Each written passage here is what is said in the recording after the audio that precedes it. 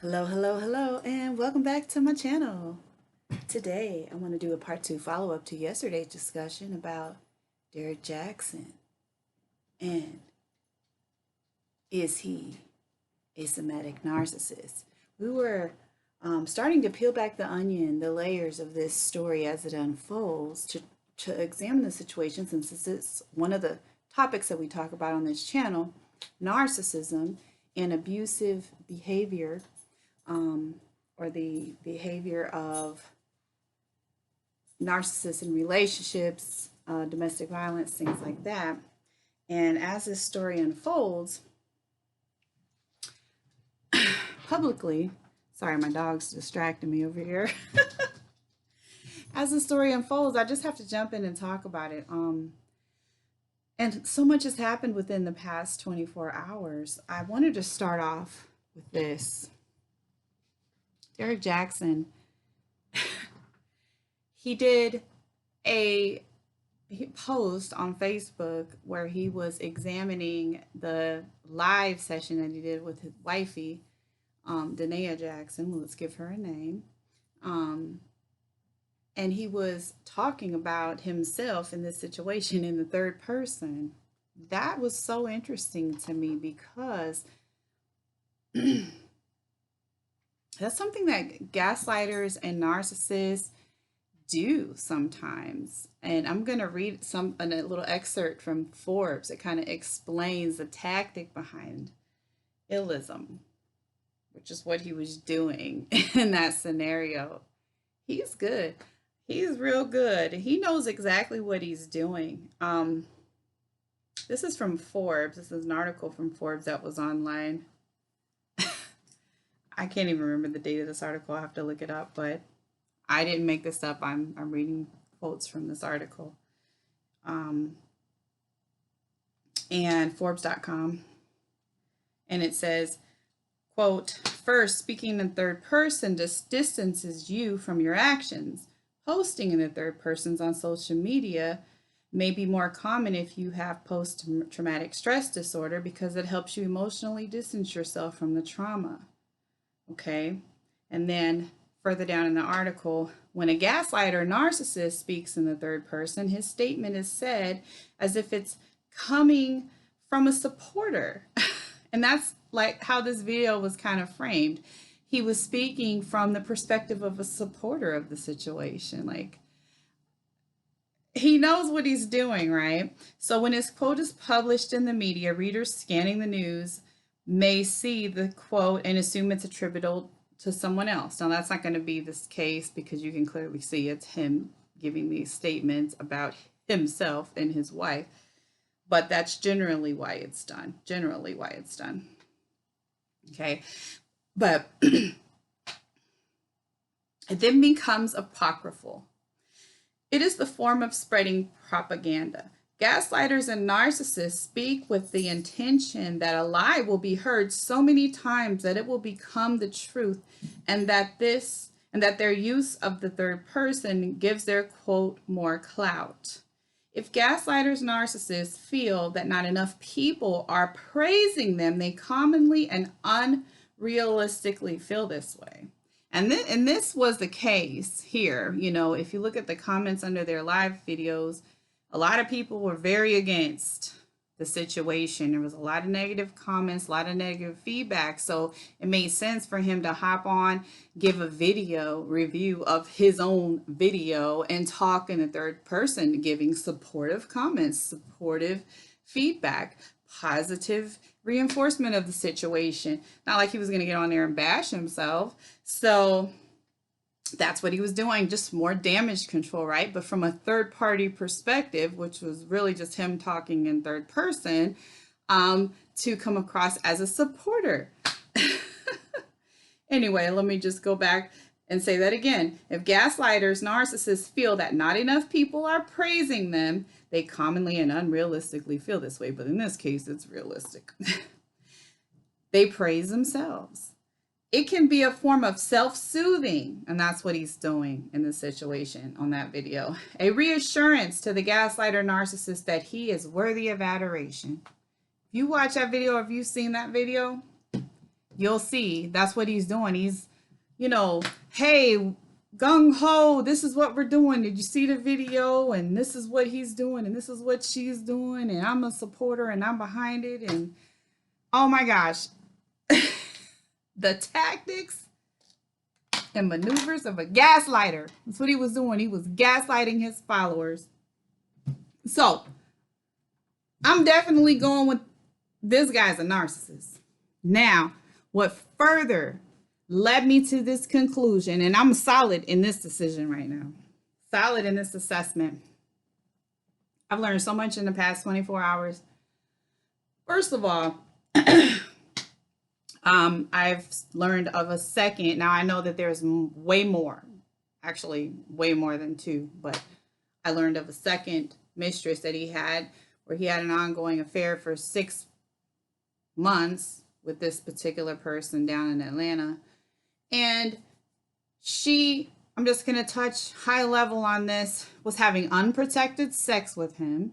She was engaging in sexual acts with him in his bachelor pad, which, why are you married and have a bachelor pad? I mean, he doesn't anymore. Supposedly he sold it, but like I said, yesterday, you are portraying yourself to the public, to your female followers, like you are an available man. You're not. You are married. Just foul, just all the way foul. But it's not surprising for a narcissist. But anyway, so he had this whole second life thing going on with this in his bachelor pad, entertaining this chick, having unprotected sex. But see, a narcissist, not surprising for a narcissist, because he's not worried about the fact that he's in Atlanta, where HIV is like #1 down there in the country, if my statistics are right. You're not worried about bringing that home to your wife because you're a narcissist. You literally don't care about anybody but yourself. And in that case, you don't even care about yourself, because why would you put your life on the line like that just for a moment of pleasure? But narcissists, they think they're above the law. They think they're above, they're risk takers. They literally just don't care. They don't care. So it's not surprising that he would do that. Not surprising at all. So that was interesting. And she also brought out the fact that he would be giving recording his videos that he shares with the world, of giving his great advice to people, relationship advice, and she'd be in the background walking around in her G-string. She wouldn't show up on film, obviously. Clearly, he would make sure of that, but she'd be there. Really? Dude, like, how many times did that happen and people didn't even know? And then you imagine the fuel that this narcissist got out of that situation, like the rush and the thrill of you sitting there talking to your audience about don't cheat on your wife, and dudes don't do this, and treat your woman like this. And then you got your side chick running around your condo in a G-string, and you got your wife sitting at home with your kids. And you probably got a whole string of females, in your DMs that you're going back and forth with, planning for your next rendezvous. Just imagine the high he was getting off of that. Definitely a narcissist. Now that gave me vibes. It reminded me how he had this side bachelor pad. And it was funny because he also, from what I hear, allegedly had his brother living there too. Gave me throwback vibes of the situation when I was with my malignant narcissist, which I had a video about being married to a malignant narcissist.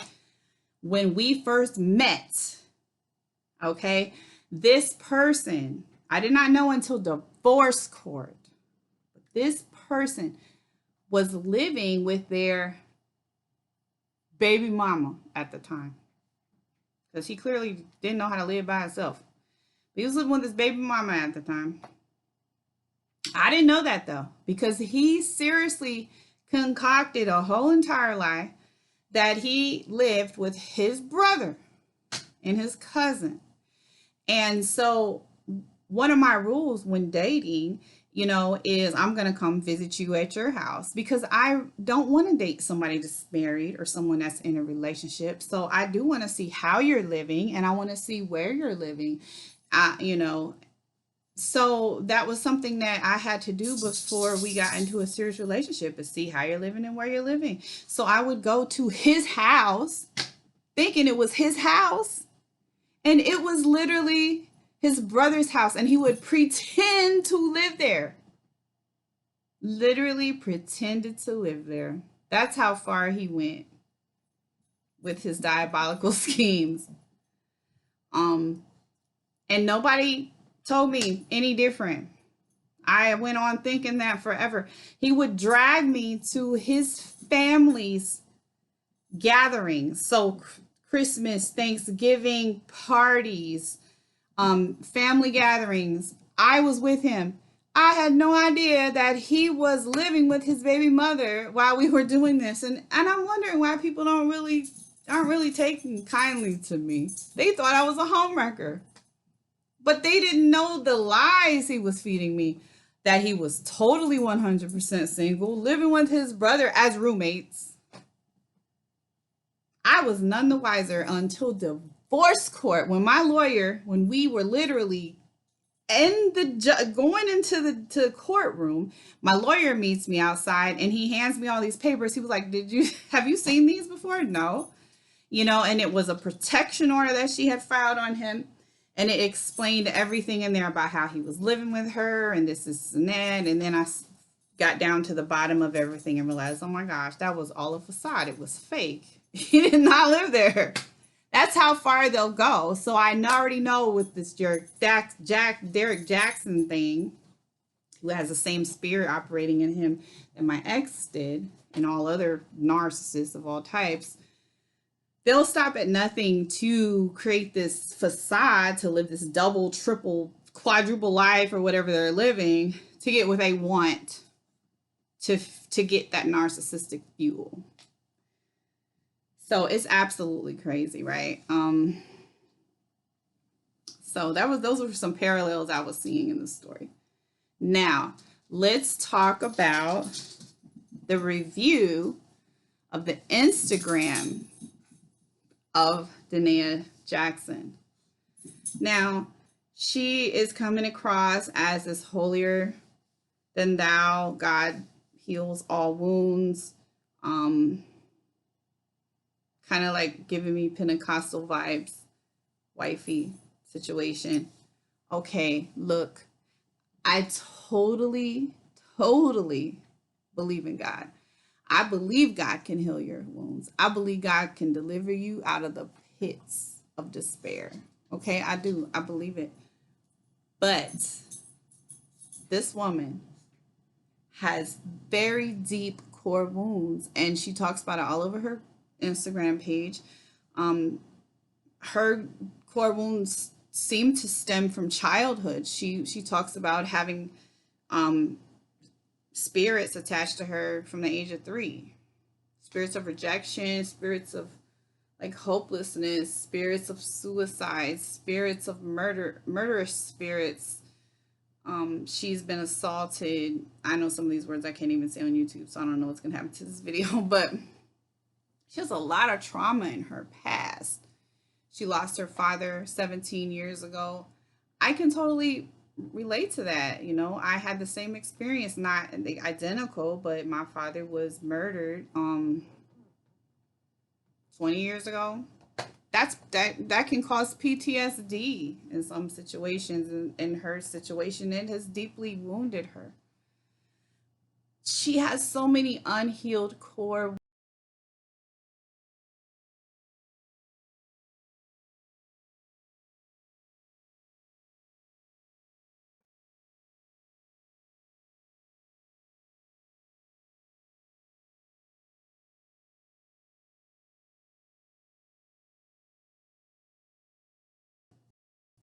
healed people, and their core wounds and match, right? So then they get connected and intertwined, and they enter into this trauma bond. And that's all she wrote, right? So if you look into her page is like a manifesto, and it talks about all the years that he has broken her, all the years of infidelity, the things that she's seen, that she had to have Jesus basically burned the images out of her mind. She's talked about basically pornographic images of other women, very graphic, and things that she's become obsessed with because she kind of wanted to become these women that her husband was desiring. That's the way I took it. Like, this has been an ongoing tragic situation that's had to have just driven her self-esteem down into the pits of hell. He has broken her. This is what narcissistic abuse does. She's broken. And I know she wants to say that God heals all and she's, she's doing fine and she's at peace. No, I don't believe it, sis. I don't. You have unresolved core wounds. You have unresolved core wounds. This man has broken your spirit. He has broken your spirit, and he's done it systematically because he is a narcissist and a manipulator. That's why he's a coach. He's a relationship coach. He knows how to manipulate people. He knows what to say. He knows the right things to say. He knows what to say to make people follow him. Narcissists are very charismatic. And so he's put himself on a pedestal and brought her down here into making her think she's nothing. That's the way I've interpreted a lot of her writings. She's, got herself down so low to where she spoke about not being happy with her skin, not being happy with her body image, not being happy with her clothes, not being happy with her hair. I mean, just not being happy with the person she is at all. And she would envy these women that he desired. That's not healthy. And you haven't come back from that. You haven't had a chance to heal from that. And you're still in this toxic marriage because he said he's saved now.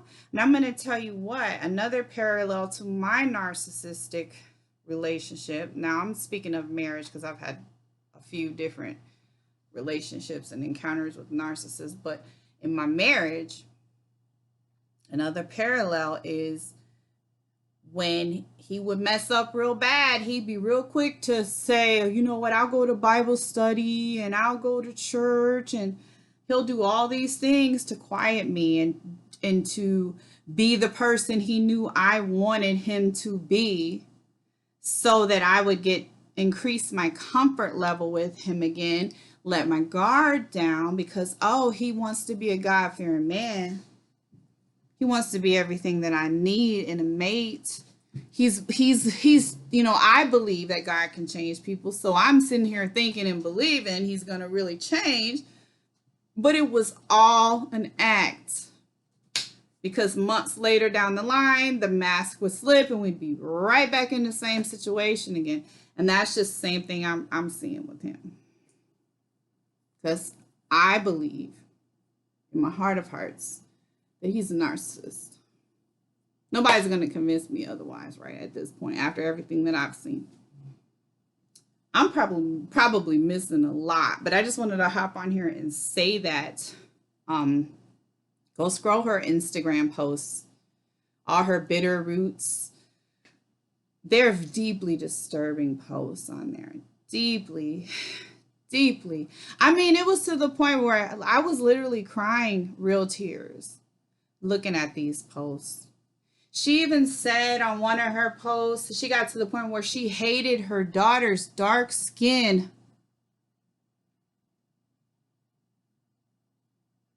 Let that marinate in your spirit. So there's some deep roots of bitterness and resentment to the point where you can look at your child and hate her skin because of your unresolved issues. That is deeply disturbing. Deeply disturbing. And you can't tell me that these marital issues that you have with your spouse are not affecting your children. They are affecting your children. They're going to continue to affect your children. You just can't act like everything is fine because all this happened in the old marriage and now you have a new marriage 2 days later. Like this old marriage happened way back in the dinosaur days. Like that's just way in the past. And this new marriage, it's just everything's just going to be brand new, going to be fine because it's a new marriage. You know, that's another thing that my ex-narc would do. He could do something last weekend, and if I'm still upset about it, the following weekend, he'd be like, you always want to live in the past. You want to dwell on the past. That's in the past. We moving forward. That was last week. It's going to take me a little time to get over this. But so they've compartmentalized what's happened in the old marriage, and this is the new marriage. So no, you need to address what's happened in the old marriage and heal from it. You can't just put it all in a box, tape it up, put it away in the attic and say, oh, well, that was in the old marriage. We in a new marriage now, so we're moving on. You got so deep in your depression and despair to where you said publicly that you hated your daughter's dark skin. You are deeply wounded. That needs to be healed.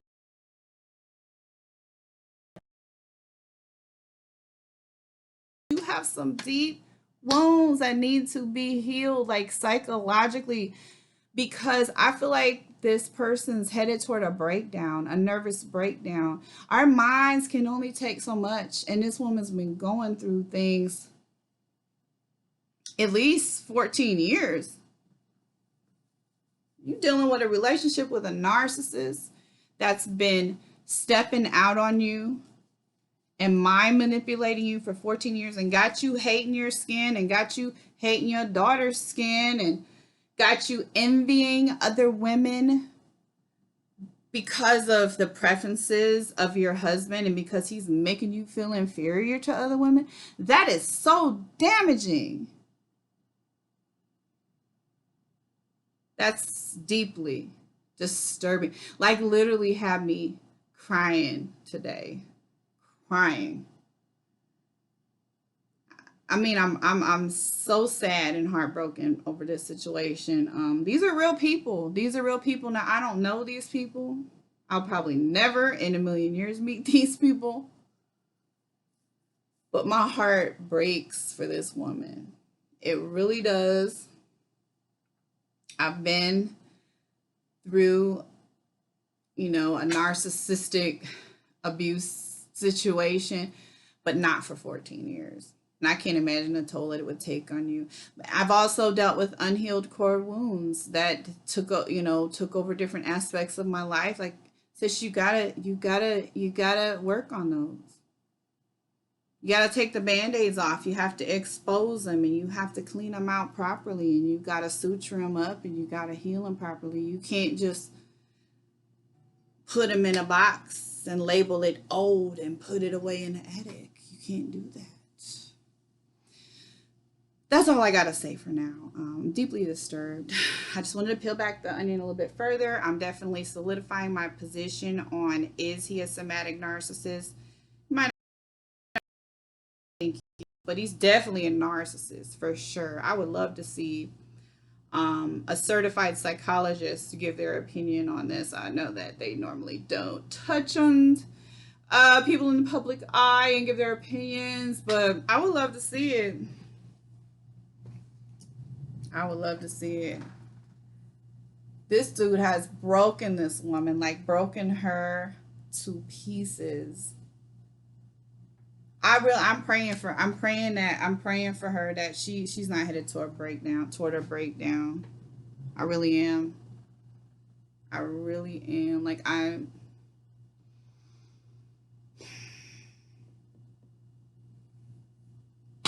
don't know what else to say. Denial is a river in Egypt, but that ain't a place we want to live in. Come out of it. Get some help. It's okay to get help. It's okay to be a Christian. It's okay to be a Christian and say, you need help. We all need help sometimes. Some things are above our heads. Some things are above our heads, and it's okay. It's okay to reach out and get help. It's all right. I just want to say that. Okay. All right. So that's all I got to say today. I might be back on talk about this some more. I don't even know anymore. Like, this is just getting to be so crazy.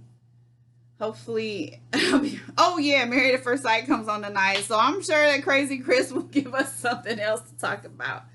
That other narcissist that we get to watch. That's my guilty pleasure. I love watching that show, but that comes on tonight. I can't wait. Anyway, so I'll be in touch soon. Talk to you in a bit. Let me know your thoughts below, all right? See ya.